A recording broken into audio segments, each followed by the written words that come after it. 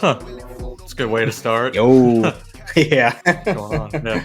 April Street 21st, racers out there. Monday. Yeah, that's not a bad way to start. How's it going? Oh, not too bad. Back in the boonies, um, in the Charlotte area again. Uh, Enjoyed my trip to Chicago, though. I'll definitely recap on that because I was able to catch a couple games while I was out there. So, but yeah, can't complain. April 21st, where I feel like being a fantasy owner, I feel like we're already like halfway through the season. It's kind of Sorry about the lag. all right. Yeah, it's a given, but we'll go ahead and try to get this thing rolling. So again, April 21st, I'll do a little throwback for us. Back to 1999 for the On This Day. And legendary pitcher Joe Nathan picks up his first strikeout of his career. He struck out Luis Castillo for his first major league strikeout. Did you have that one as well? Is that what you're laughing? So I had two, and that was one of them. But it's all good because I still have another one. Yeah. All right. Yeah, it wasn't actually much happening on this day, so his name was one of the bigger names out there for making some history. So, but he strikes out four and gives out 4 hits in 7 innings worked. So 7 innings in your first outing is pretty cool too.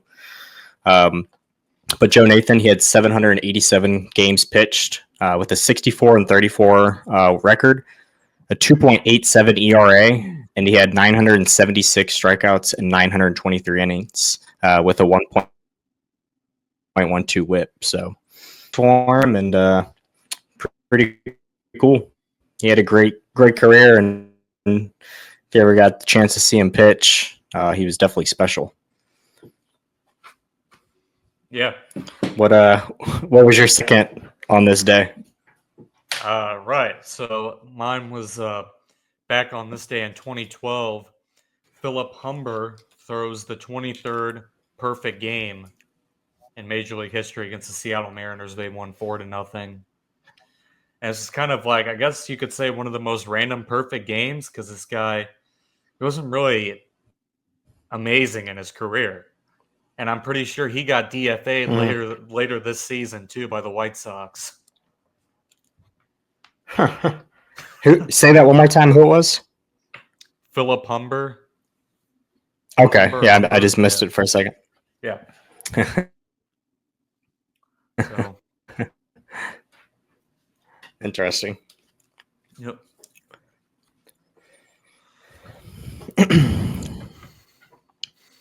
All right, so we want to do a fantasy recap next. Yeah, let's do it.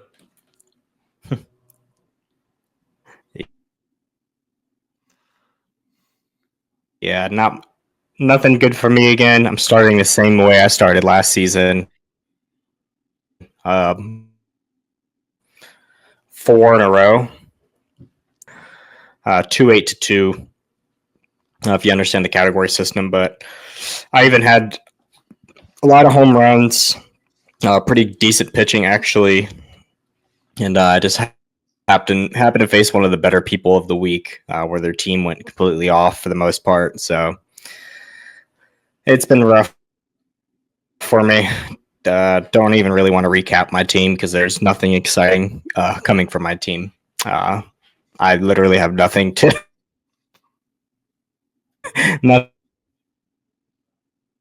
say.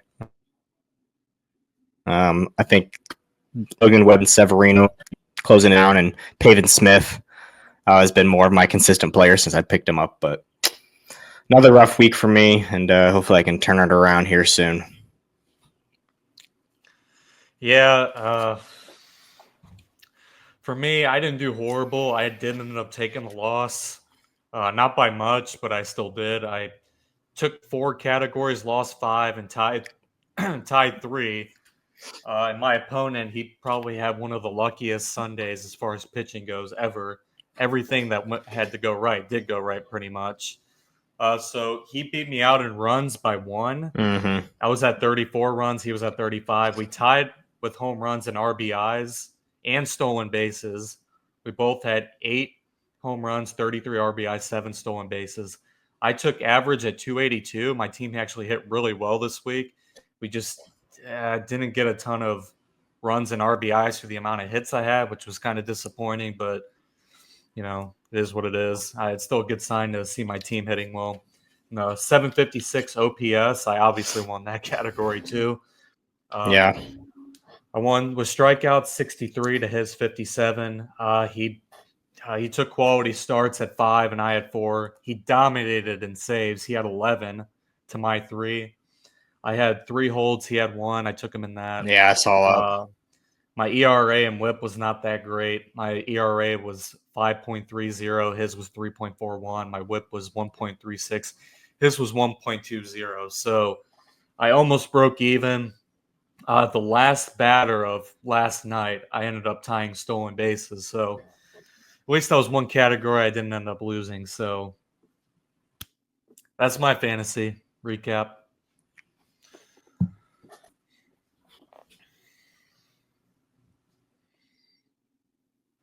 Yeah. Hey, it's looking brighter for you though. I think it's gonna be a better season for you than last season for sure. I definitely hope so on that one. And since one of these guys are on my squad, I'll go ahead and mention him. Yeah. Since one of these guys are on my squad, because I was excited to just get him back, go ahead and mention the injuries. That's Spencer Strider. And for the Braves and for baseball again, for him to go back on the IL. 15-day IL for Spencer Strider with a hamstring injury. So, strained hamstring, that is. Nothing you like to see. But for some positive news on pitching, Lucas Giolito, he's supposed to be coming back. He's supposed to be back hopefully next week. So good news for the Red Sox. I went ahead and snagged him right before Spencer Strider went down. But we'll see. Strider, that's just puts me in a bummer mood. Now I got to wait again for him. But I think you had another injury. Is that correct? Yeah. So Luis Ariz last night, it was ESPN Sunday night, Padres, Astros. Ariz was involved in a collision with Dubon at first base. He had to go to the hospital, taken on a stretcher. Currently, it's looking a lot better than maybe it did at first. He's going to be on the 7-day IL with the concussion, so hopefully he can get back soon. That looked really bad because it didn't look like he could do much of anything. Yeah. So that's good to see that he might not be out for too long. And then the Guardians today DFA Tristan McKenzie, which was kind of surprising, but kind of not. It's not like he's been doing that great, but I guess he used to be pretty good. So it's kind of sad to see the downhill he's had so far. Maybe he can get back with another team. Maybe have a Tommy John surgery or something to help him out. Yeah. Anyways, yeah, if you missed that, it was Tristan McKenzie is who we were talking about getting DFA'd. Apologies for the lag. One day it will be fixed, and then we will no longer be the sloppiest talk show. I promise. We'll go ahead and get rolling though. I'll bring up, I know you may had a little bit to touch on it as well, but the Athletics are calling up their number 1 prospect, number 4 overall pick from 2024, Nick Kurtz. first baseman. Probably get some DH playing time. He's had 84 at bats so far this season in AAA. He's hitting 321 with 7 home runs, 24 RBIs, and a 1 OPS. So a handful of bats last season too, and matched these numbers as well. So he's looking extremely legit to join that pretty fun athletics team that they already have with Brent Rooker and Tyler Soderstrom and Jacob Wilson and all those guys, Lawrence Butler. They definitely have some sluggers, and if Nick Kurtz comes up here doing that, like I said, athletics, they might not finish in last place in their division this year. I don't know. They get their pitching down a little bit, but they're definitely onto something. And I think the next season or two, athletics are going to be for sure playoff team. Yeah, I agree. And I just had basically what you said. Basically said it. So I'm excited to see Nick Kurtz. Yeah, he's gonna be fun to watch. He's definitely a baseball masher. With him and Soderstrom and Rooker, man, and Butler, they're gonna be hitting some home runs this season, especially in Sacramento. I think next we'll go ahead and do our breakout players of the week. Do you want to start us off with that? Yeah, for sure. This one, it was pretty tough to choose between. There's a lot of guys, both position player and pitcher, we could have went with. Position player, I went ahead and went with Austin Hayes, since he's coming back from injury and his start with the Reds. And 28 at bats, he has 3 home runs, 8 RBIs, batting .429 with 467 OBP. And he had a really good game yesterday at the blowout 24-2 Reds against the Orioles. That was ugly, and he had 4 hits. Obviously, and we're back. And Luke, I missed all of your players. Do you want to go back over? Yeah, I just had Austin Hayes. Like I said, there's a lot of players that we could have went with, but I went with Austin Hayes and 28 at bats, 3 home runs, 8 RBIs, 429 average, and 467 OBP. Had 4 hits in the blowout yesterday, 24-2 Reds Orioles, and of course, this guy had to be going against me in fantasy too, which is one of the reasons why I lost. Was Austin Hayes. So I thought it was funny to have him as my player of the week too. And then my pitcher is Tyler Mahle. I mean, what a start to the season he's been on. In 13 innings pitched so far, he has a win, 2 quality starts, 13 strikeouts, 0 ERA, 0.77 WHIP. This guy also going against me in fantasy yesterday, completely shut out the Dodgers in his start. So, yeah, those are my 2 players, breakout players of the week. I'd like to hear yours now.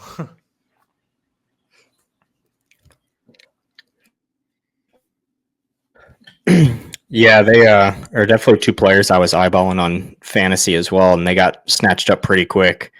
I wish I would have picked up Mahle because after losing Strider now, I could definitely use somebody that's been sitting everybody down like he has this season. So I went with the breakout player that I already knew was going, and I'll start with my pitching first, but he's already expected to be sent down back to AAA. He only came up for 1 start, but I was super impressed by it. And that's Logan Henderson for the Brewers. He faced off the Athletics, who I was just speaking of already having hot bats. He got a quality start, 6 innings pitched, 3 hits, 1 earned run, 1 walk, and 9 Ks. So super good first outing to come up there and just sit players down like that, get a quality start. Like I said, he's probably going to get sent back down already. They're kind of just sending him up, and I think he was up there for injury replacement, but somebody like this, I expect to see probably up in that rotation second half, especially if the Brewers are a contender like they were the last year. So Logan Henderson, definitely somebody to keep your eye out on for in fantasy as well. Second player, I went with my own. He didn't have the craziest week, but he is starting to show his breakout, and that's Cam Smith for the Houston Astros. He's been hitting the ball consistently. He did have a 2 home run game where he had 2 runs and 4 RBIs. And the last couple of weeks, he's been really hitting the ball. He's hit a couple home runs, consistently getting on base, and he's looking a lot more comfortable in there. So, like I said, there's probably some players that had better weeks for him than him for sure.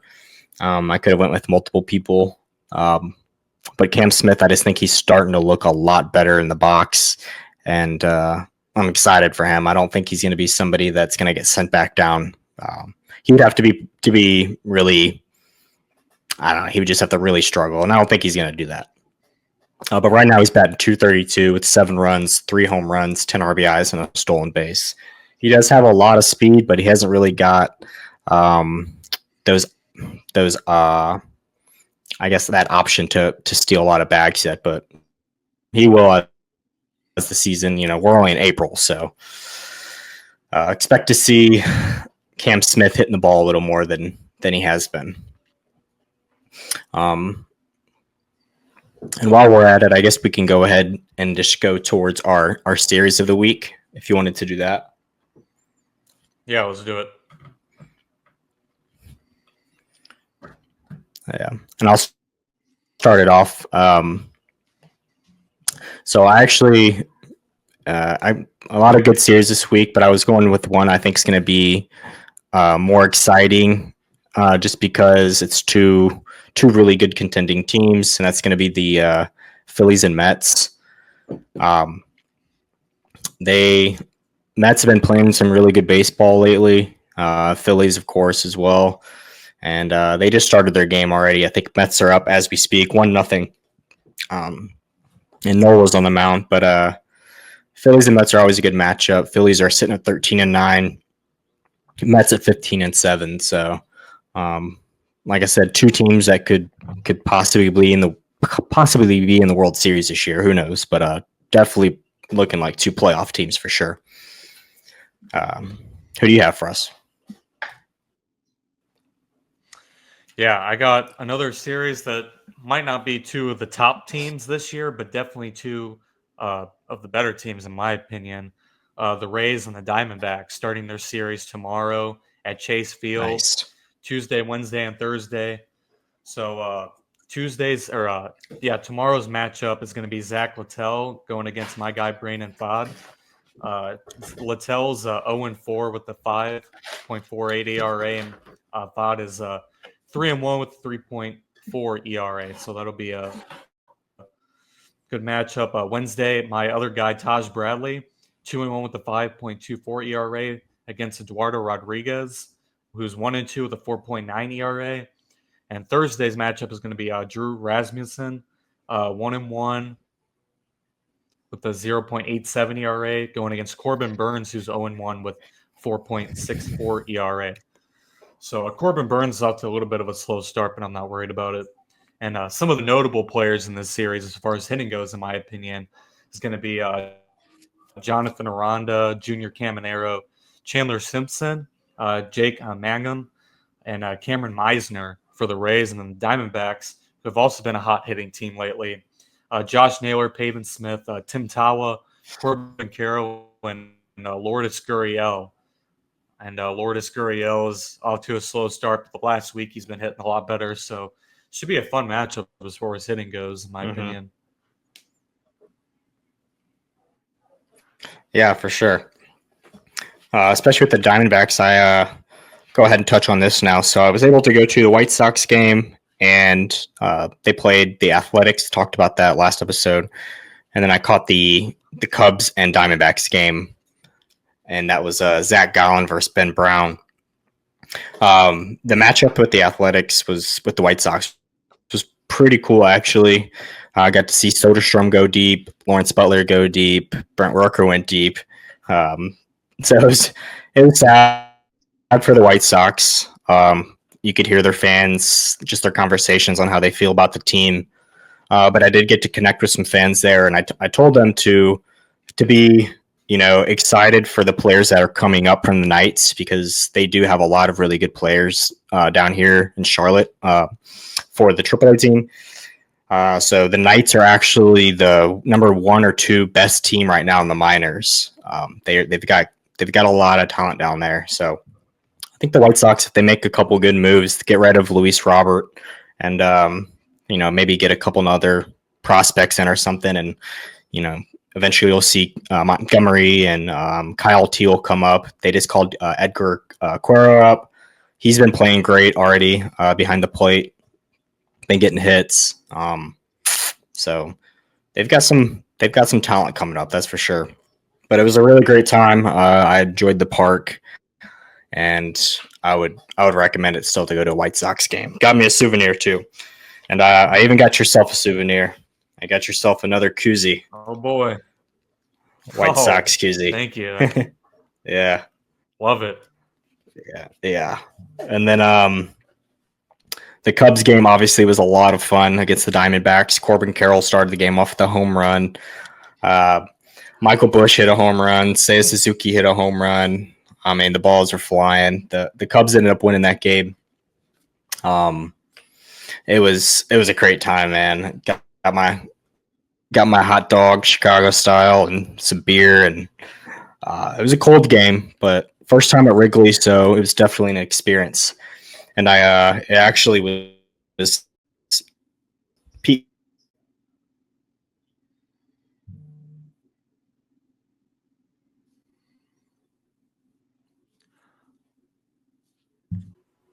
All right.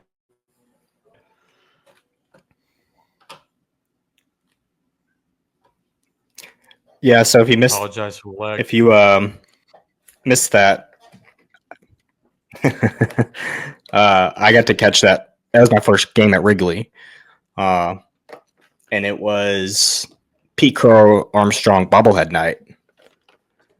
So that was kind of cool to be able. Yeah, so I ended up getting myself a Pete Crow Armstrong bobblehead. I see him. Yeah, there he is. There you go. And I got you one as well too. So another souvenir for you. I was waiting for it.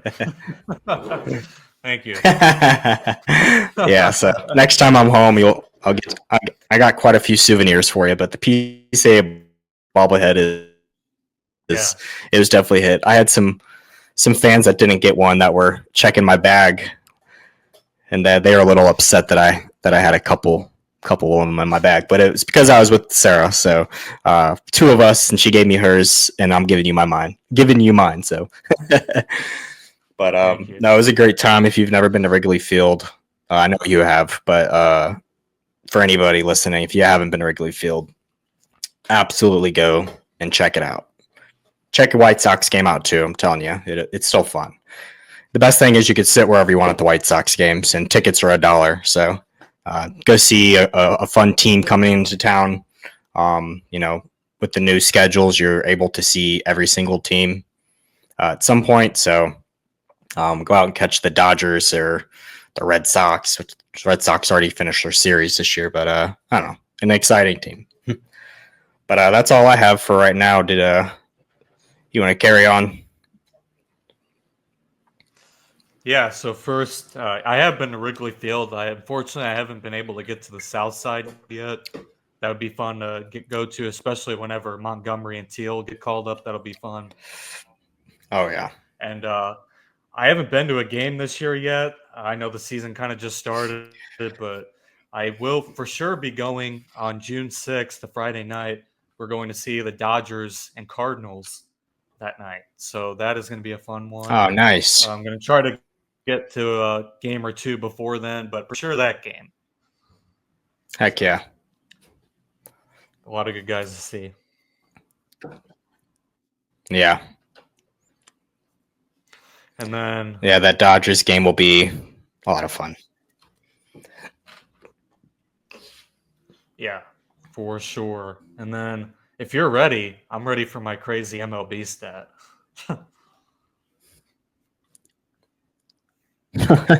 I'm always ready. Let's hear it. So this might be my favorite one that I've done so far. So the all-time single season hits leader in Major League history, most hits in one season. I'm sure you probably know this one. Mm-hmm. Ichiro. Yeah, so Ichiro in 2004, 262 hits, which is the record. He back in 2004, the guy the record he beat was George Sisler. Back in 1920, he had 257 hits. So Ichiro breaks his record 84 years after George Sisler sets the record. And I think from what I've seen, I think George Sisler's daughter was actually at the game where Ichiro broke the record. So I thought that was pretty cool. And this is like a really hard stat to try to beat. Nice. This one, it might not be something that ever gets broken, in my opinion.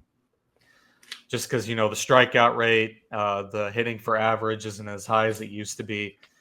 So the closest name to beating either getting the Sisler's record or Suzuki's record, do you want to take any guesses on the closest guy recently?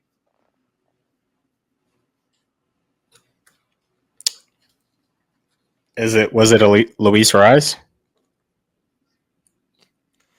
No, so Luis Arias is not on this list yet. I think there's a chance he might be if he stays healthy. So the closest closest ones, Ichiro is actually on this list as being the closest to his record recently. Back in 2001, his rookie year, he had 242 hits.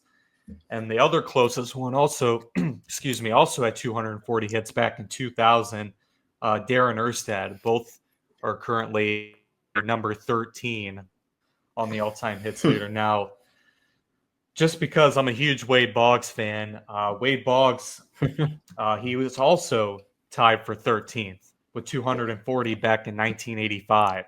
So some of the most recent names are actually a lot farther away than you might think at first.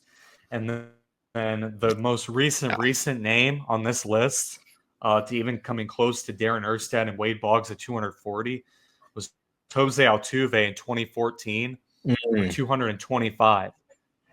So even at 225 hits, Jose Altuve is still number 56 on this list. And that's the most recent name as far as hits go on the all-time in a single season. Altuve is currently he has the Astros all-time single season hits record. He broke Craig Biggio's. So, I mean, that's still something.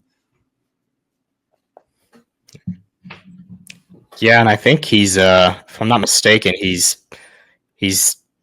top 3 at least, I'm sure, on hits this season.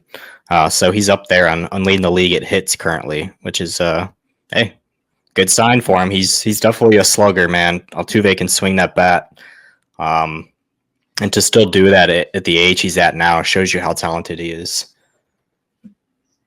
Yeah, can't say I enjoy him on the outfield though. He probably should still be at second base. Oh yeah, for sure. Yeah. Well, Luke, I think that'll wrap us up for this one, and hopefully we'll have a little bit better connection later on this week, and we'll give you some more highlights and updates of what's happening in Major League Baseball and a little bit of fantasy as well. Yep. Now it's time for me to watch a couple games. Yep. I'm going to go watch that Cardinals game. They're playing the Braves this week, so Cardinals are coming off a bad series against the Mets, so hopefully they can shake things up a little bit against the struggling Braves. But they're up 2-0 right now, so let's keep it going, and we'll update you on that series, I'm sure, as well. I'll either be happy or sad. Yep, same. But thank you guys for tuning in to this episode. 643 Talk. I'm Luke, and that's Vinny. Peace out. Peace. Don't wanna go, it has a hold. If I blow, will it fold or be the reason that I don't cashed out?